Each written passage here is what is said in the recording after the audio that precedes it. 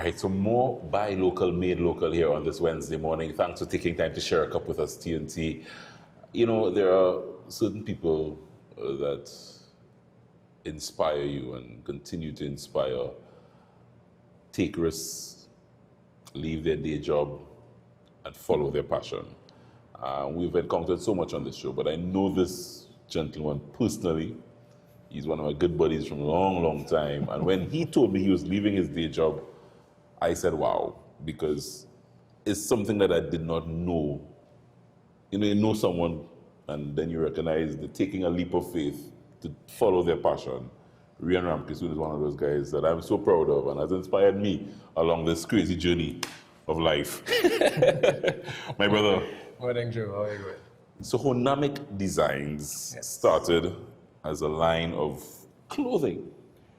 Honamic Designs actually started as a import resale company. Right. Yeah, even before you went into doing your own design. Correct. Which, when I formed the company, was the original goal, and then I realized I just couldn't come out of the starting block like that. I needed to feel the market, test the market. And after doing that for a few years, and even whilst doing that, we did get people keep asking us, when are we going to be doing our own clothing? So we eventually took the leap and did it. Yeah. It's been going great so far. Well, that's when I recognized you had to leave your day job. Yes, because you know, I always tell people, I said, I feel as if I was treating my own business like a stepchild. Yeah. Not that they're supposed to treat a stepchild bad, but you understand what I mean? Because you work a full-time 8 to 4, which is never an 8 to 4. It's always 8 to 5, 6, 7, 8, whenever. Yeah. And then to come home and try to focus on your own business, you're mentally fatigued more than anything else. And after the mental fatigue sets in, the physical fatigue sets in. So it came a point where I decided, listen, if I want my business to grow, I need to dedicate my time to it. Yeah. And that's where I took that, as you call it, that leap of faith. Yeah. You know? And now, Rhian, I mean, so glad that you are, I'm seeing expansion taking place, as little as it may be, expansion. By force? Expansion. Because it's gone now, as I said, from clothes now to doing your own line of accessories, jewelry. And accessories. Bulky stuff. Why do you say bulky stuff? I have tried these bulky things. Look how good they're looking on you. That looks really good. Like that, I mean, that looks good on you. Thanks. I can't you can pull it off. Of course you can pull it off. Of course you can pull it off. What you need to do is you need to find those that are not as bulky. Okay. But which is probably what you have there. Which is probably what I have on. That's probably what you have there. This weekend gone, we actually launched the men's jewelry line, men's accessory line. Right.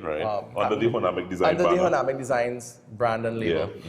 It's something that we have been toying with for a while. It's something that I too have had a struggle with, because outside of wearing normal precious metal jewelry, gold, silver, what have you, stainless steel, which is basically what you will find men wearing if they don't wear something like this. Let's call it costume jewelry. Right.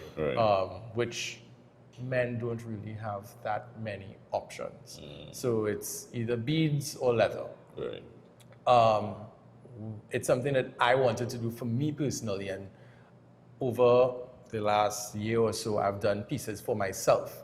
I've done pieces for my friends, and of course, you know, the question comes about, when are you doing it so we can purchase? So I finally took the decision to say, hey, let's do it.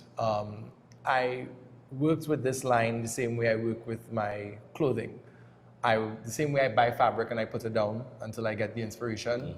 I've been buying beads and having different ideas and concepts. You just buying beads? Just buying beads. Just buying beads and literally throwing them in a bag or in a box there. Right. And then one day I just decided, look, it's time to do this. So you find all the bags and boxes. And then you lay out everything. And then you go, what are we doing here? And so tell me what you did. And well, that's just what I did, literally. And you put all the beads out, and then, I mean, you have ideas and concepts in your head, and then, of course, the first thing you have to think of is, it needs to be manly. It needs to be male. It can't exactly cross over into the line of female, although females will wear it. Yeah, we have yeah, had females who have They're already been unisex interested. things now. Exactly. Yeah, yeah. But you know, it needs to stand out for a man. Yeah. You know, and complement everything else that he's So I'm liking this. wearing. I'm not sure it will work on me, but I'm liking this. So tell me a little bit about this. How did you put this together? Just playing, Serious? literally just playing. You know, you deal with the colors. The first thing you have to do is mix the Yeah. type of beads with the colors, the shapes of the beads, and then you have these which you call your accent beads. Yeah, So yeah. you know you have to figure out where to place the accent beads that will still stand out, because of course you're not really going to place an accent bead to the back of your neck where you're not going to see it. Correct. So you want Yeah. the accent bead also to come almost as a focal point, Yeah. which is at the center. Yeah. You know. So then you play with colors, because I'm seeing red, brown. Yes, so you say exactly. You I'm play seeing with colors. You play pinks. with pinks. Yeah. Which my co-creator, and I will call her that, Yes. Camille. My co-creator she doesn't like pink beads. She doesn't Right. like pink beads, and I'm like, but men like pink. Men are Yeah. embracing pink. Men Yeah. are embracing color. Yeah. On the whole, you know. So I've done it, and we've actually. Case in point, huh? Case in point. Case in point. So maybe we should put these on your hand, huh? Right? And you know, we have sold 2 sets of these already. Right. This is actually the last set remaining. Right. And that's just how it's gone. I So mean, the jewelry line, Rhian, is going to be all about beads. it's going to be all about beads. We are also experimenting with mixed media. So in the case of these, we have wooden beads and acrylic Oh, beads. okay. The same way with these. These are what you would call your acrylic beads, which Right. you Right, know so it's they wood and can acrylic. be so wood and acrylic. Okay. And the acrylic beads give you a little bit of a more classy feeling to Right. it, because it doesn't automatically appear as a bead. You know, when you see a wooden bead, you know it's a wooden bead. Right. But you know, like this is an acrylic bead, and the good thing with these, especially with the acrylic beads, is you can dress it up or you can dress it down. Right. It can help complete let's call it a semi-formal to formal outfit, as well as it can be completely casual. Right. Cool. So Rhian is not only doing his own line of jewelry now. I find your real take to that, but that's it. It is.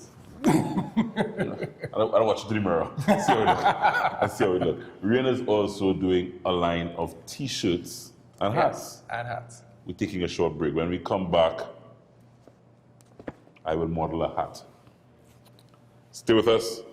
It's all about buy local, made local here on A Cup of Joe. I have my buddy Rhian Ramkissoon with me this morning as we showcase some of the wonderful stuff that he's doing. Come on back, folks.